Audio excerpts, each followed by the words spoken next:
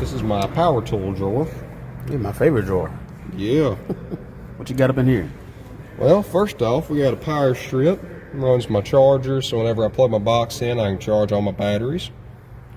I have a Milwaukee Fuel M18 regular old drill. Okay. Now, it kind of stays back here because I don't use it often. Got it at the pawn shop. My Matco Tools MT2760 half-inch stubby impact. Oh yeah. It's got a breakaway torque of about 700 foot-pounds. I use it for multiple things, and it's got the power I need. Really have no complaints over this one. Oh yeah. You know, sometimes nice. I take it home and I do some work on my truck with it. If I can get it back in there. And then over here we have my Milwaukee M12, which is primarily what I use.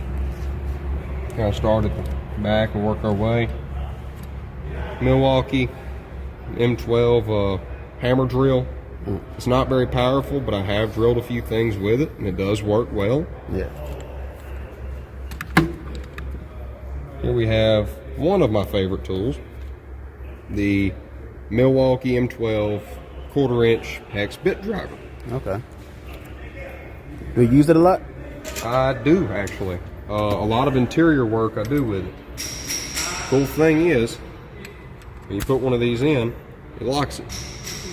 Then you pull it out. Okay. It has settings on the top, so if you want different speeds and strengths, you know, you can set it.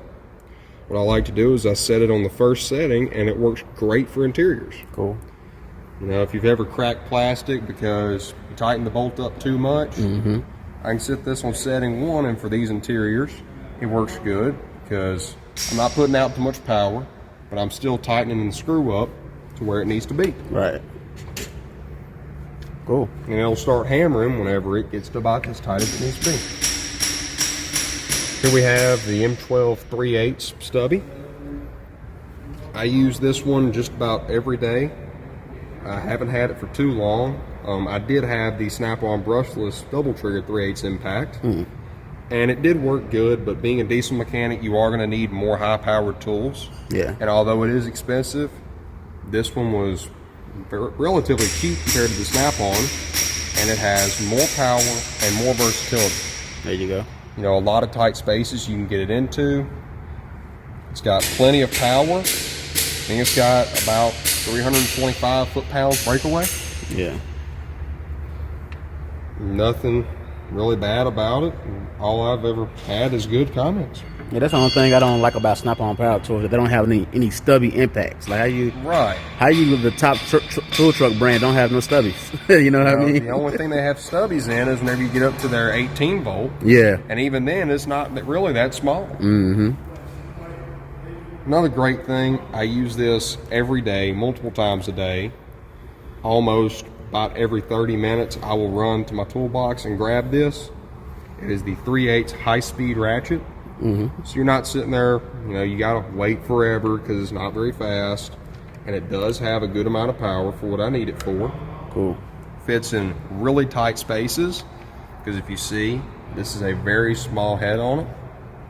One of the other ones they make, it is about that big around. Yeah. And it does not fit in very small spaces. But and plus with this paddle here, on the Snap-ons it's just a button, so if you're pretty far away and you're having to reach out, you can squeeze the paddle from way down here. You can squeeze it, or way up here. On that Snap-on, you got to reach all the way up and make sure you can hit that button. You know, it's the little things, but for almost 2/3 of the price tag of a Snap-on, I'm extremely happy with this. Right.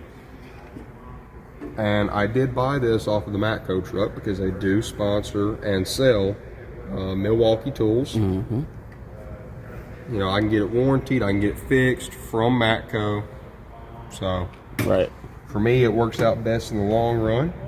So real quick, what kind of power tools you think they're going to need starting off in this field? When it comes to power tools, there's really only 2 that you will need more than likely. That's going to be 3/8 impact and an electric ratchet. Okay. They will make your life 10 times easier, and you'll get things done a lot faster having them. Okay. So do you think they should go pneumatic or electric power tools when they first getting in? Like, you know, when you're first getting in, pneumatic is cheaper by a long shot. You'll use them a bunch. I mean, there's a coworker of ours up here. His name's Paul. How old's Paul? He's like 70 years old? Yeah, he's like 60 something. He's old school. Yeah. All he uses pneumatic. It works great. They oftentimes have a lot more power than your electric.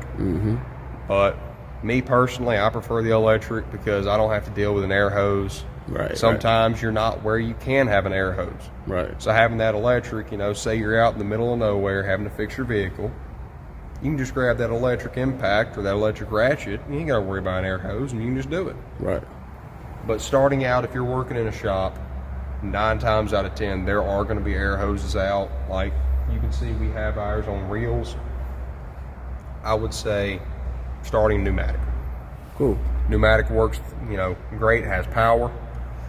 I mean, you can even see, I don't even have an electric 1/2-inch impact. I just got this Matco. I got it used for $90 off Matco, and I don't have any problems with it. Over here, I've got all my batteries. I've got some of these are the large 4 amp hours. If I'm not mistaken, both of these are the 4 amp hour. Then down here, I have 3 of the 2 amp hour small ones. Okay. At some point, I am going to get the Milwaukee M12 die grinder. That way I don't have to use my pneumatic one.